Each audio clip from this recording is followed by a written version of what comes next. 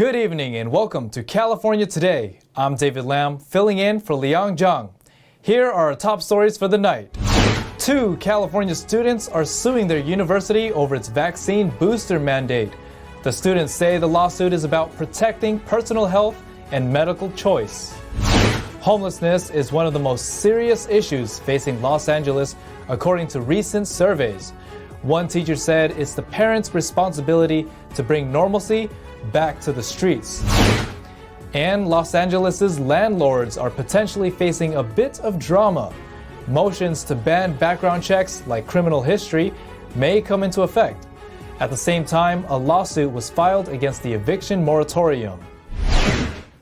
Santa Clara University is requiring its students to take the COVID-19 jab by next week. Students who don't comply could face the end of their academic careers at the school. But 2 students are now suing the school for its mandate. We hear more from NTD's Cynthia Kai. 2 Santa Clara University students and Children's Health Defense California are suing the school over its COVID-19 booster mandate. Besides what I've been through, I love school, I love learning, I love being with my friends. Any day that I get to be here with my friends is a good day, and I just don't want that to be taken away because of this. Glenn, a neuroscience major, is one of the students on the lawsuit. She says she had adverse reactions to the COVID-19 shot and was advised by her doctor to avoid getting additional shots. I had 2 medical exemptions for the vaccine and for the booster that were denied by the school, and I've spoken to the school a number of times. My doctors have a number of times, and they're not relenting, and I've exhausted my options, and so this was kind of my last resort.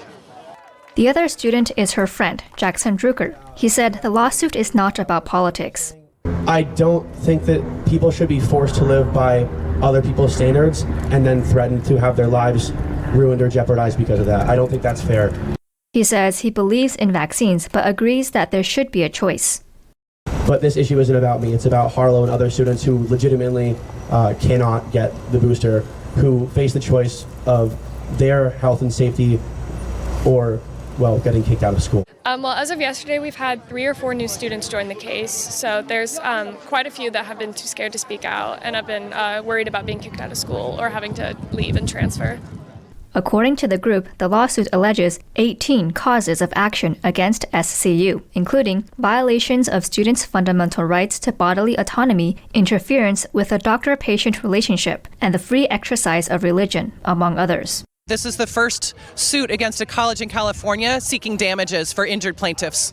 The deadline for students and staff to submit booster status is March 17th. Students who do not receive proof of a booster shot will have their spring courses dropped. This has to be a choice.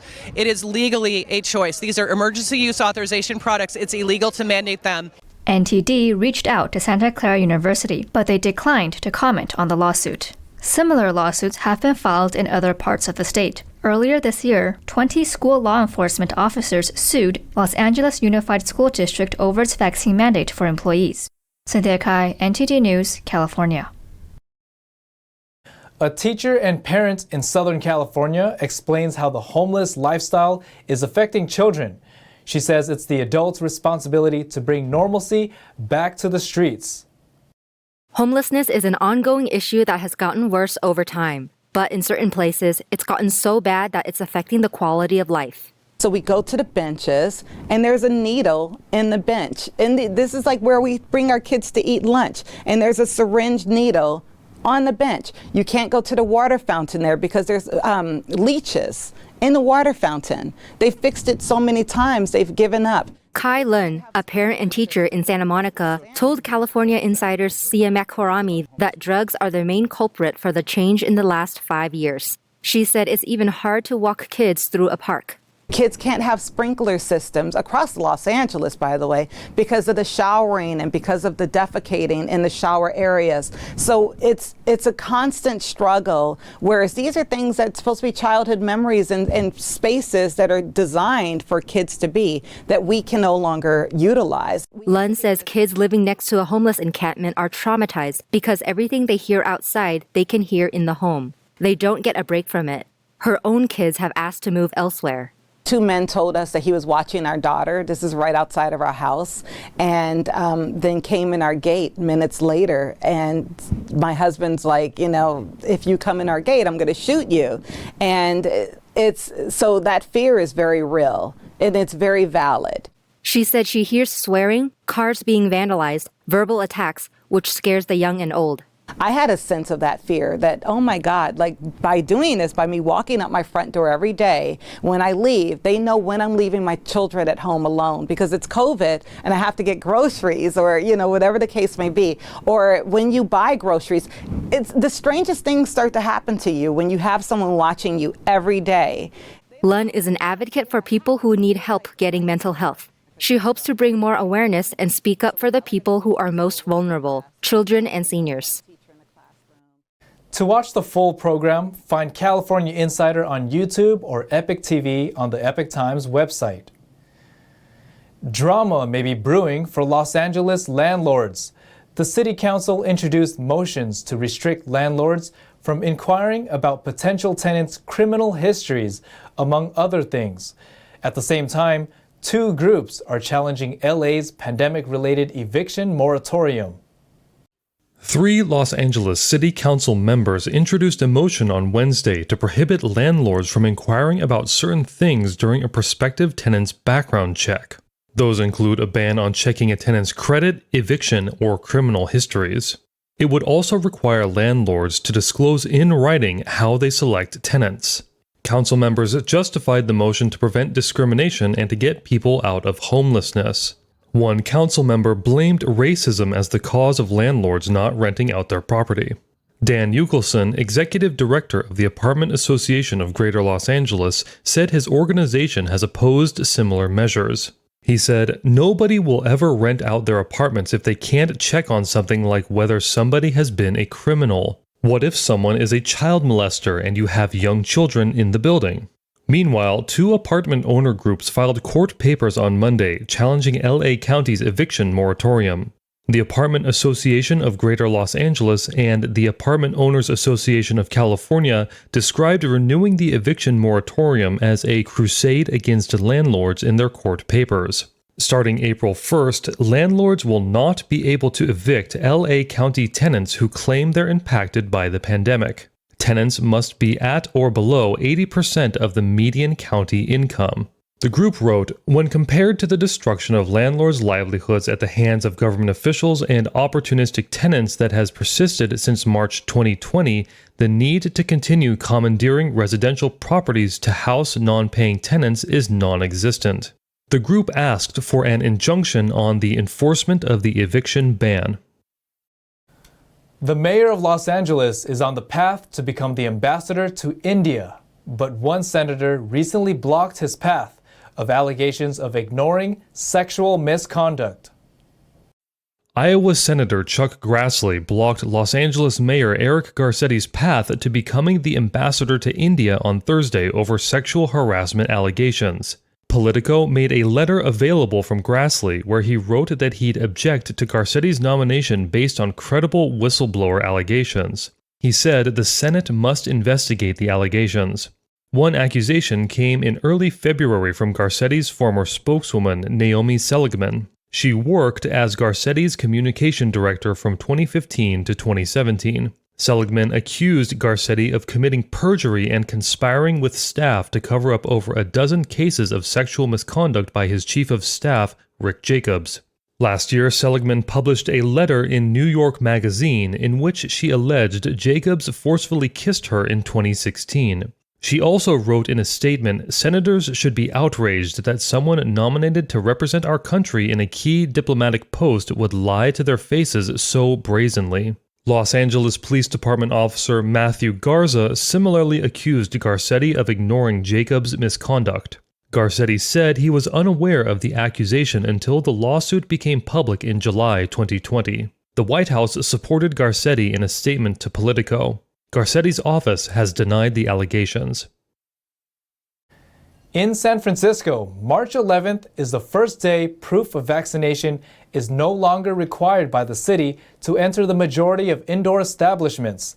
San Francisco was the first major city to implement the policy in the United States last year. NTD's Jason Blair brings us more.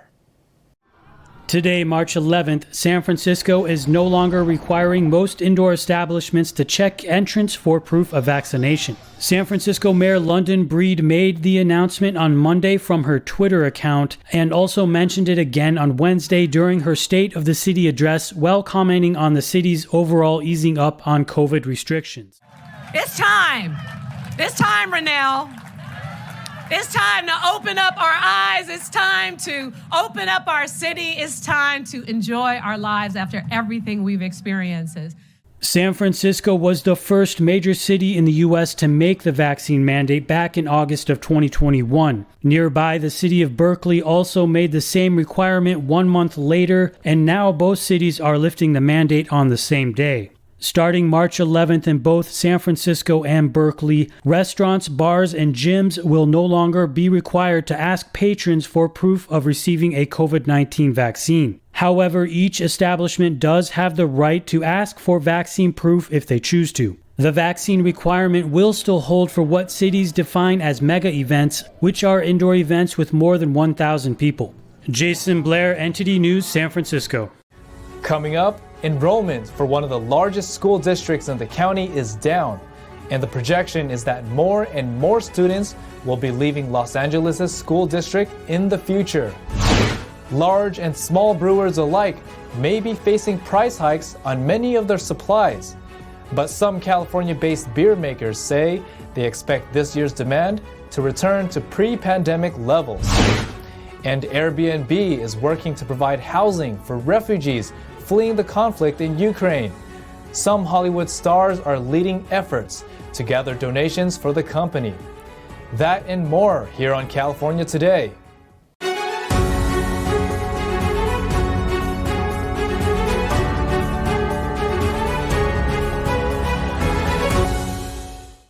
Fire crews responded to a fire in Oakland on Thursday. Though the fire is out, the fire department said 5 people were displaced and 2 dogs were found dead. The Oakland Fire Department said that 3 RVs completely burned inside this RV lot on Wood Street and 34th. There are no reports of human injuries, but 2 dogs were found dead inside an RV. The fire department said on Thursday afternoon, person in RV was burning material. Despite their efforts to contain the small fire, it got out of control and consumed 2 neighboring RVs. Investigation concluded that the cause was accidental, but a total of 5 people were displaced. About 20 firefighters responded to the blaze, which was reported just before 4 p.m., where 17 RVs are located. The RVs are lined up in a lot managed by the City of Oakland and Operation Dignity, which helps the homeless. Enrollment for the nation's second largest school district, Los Angeles Unified, plummeted in the past 2 years. District officials project the district may continue to face steep enrollment declines in the coming years. Los Angeles Unified School District, or LAUSD, student enrollment is down by 40%, from nearly 750,000 students in 2003 to under 440,000 this year. In a March 8th report, Education Board officials predict enrollment to drop by 4% each year over the next decade, reaching below 400,000 in just 2 years. The district previously saw an enrollment decline rate of about 2% in the past 5 years. State funding is based on enrollment. As a result, several schools in the district are facing the possibility of closing, merging, or downsizing based on enrollment numbers. The report indicated that new charter schools operating in district boundaries may impact the district's enrollment. Charter schools have seen an enrollment increase of about 1% per year since 2018. LAUSD Superintendent Alberto Carvalho, who took office last month, said he was less concerned about charter schools impacting enrollment, choosing instead to focus on expanding school choice. Additionally, vaccine and mask mandates have also led some families to seek other education options. The district says it expects an increase in online study programs following the enforcement of COVID-19 vaccine mandates. Starting in the 2022-23 school year, unvaccinated students will be prohibited from attending on-campus classes. Parents of those students who don't take the jab will be faced with a choice: go online or leave the district. California brewers, large and small, may be facing price hikes on their beer. Here's a look at what's leading to potentially higher prices. California is home to more craft breweries than any other state. The price of many ingredients in the brewing supply chain are up, and transportation shortages are leading to higher expected beer prices. The cost of making brew has jumped as the industry struggles to get aluminum cans, cardboard, malted barley, and trucking and shipping services during the worldwide supply chain crisis. Bart Watson, chief economist at the Brewers Association, a community of craft brewers, said, "This will put pressure on breweries who face a difficult choice: have their margins eroded by price increases or raise prices, which risks seeing consumers look for alternatives." Aluminum prices have gone up around 40% since last January, and barley now costs $1 more for a bushel. Continued strain on the industry is likely to lead to higher prices at the pub, industry experts say. Additionally, the Russia-Ukraine conflict has led to an upset in barley output. The two countries export 1/3 of the world's barley. Chuck Skypeck, the Technical Brewing Projects Director for Brewers Association, said brewers have been hit kind of particularly hard. He said that despite prices, he expects sales to go back to pre-pandemic levels. California is the world's top almond producer, but shipping delays and port backlogs continue to disrupt exports. The state is struggling to ship out its almond supply to international markets.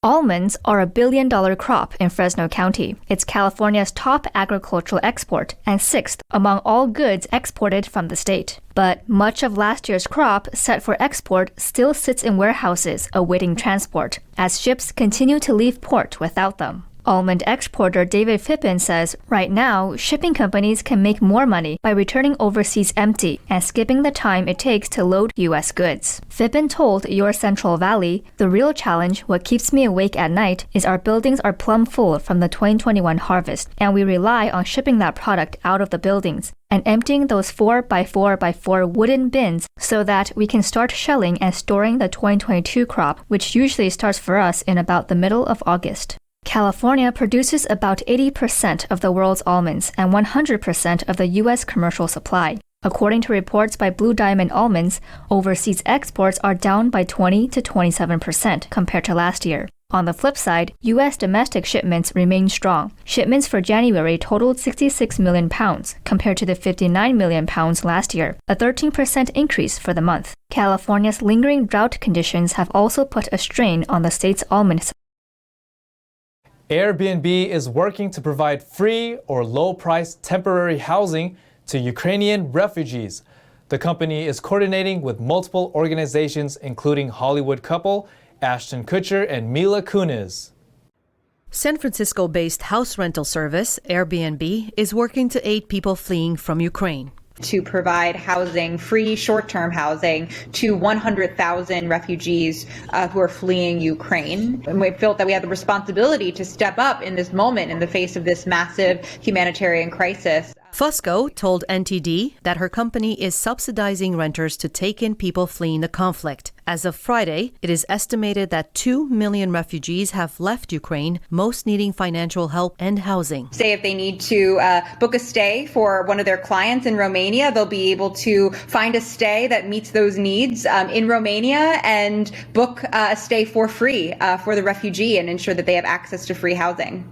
She says they're grateful for having the support of people from all over the world. 17,000 people in just the past week since we've launched this initiative have actually signed up to share their homes with refugees for free or at a discounted rate. Fusco thanks donators from around the world. $1.2 million in direct donations from a total of nearly 14,000 individual donors all around the world, just in 48 hours, essentially. And then certainly we're also so pleased to have the support of Mila Kunis and Ashton Kutcher. Kunis and Kutcher are approaching their goal of $30 million. $3 million of that will be from their own pockets. Airbnb is also partnering with the International Organization for Migration to connect people in need of housing, specifically in Romania, Poland, Moldova, Hungary, and Slovakia. Other celebrities, like Leonardo DiCaprio and Gigi Hadid, are also pledging to match dollar-for-dollar donations and to donate a portion of their earnings to Ukrainian refugees. Adelina Soltane, NTD News, California. Now for our sports update from NTD's Thomas Christian.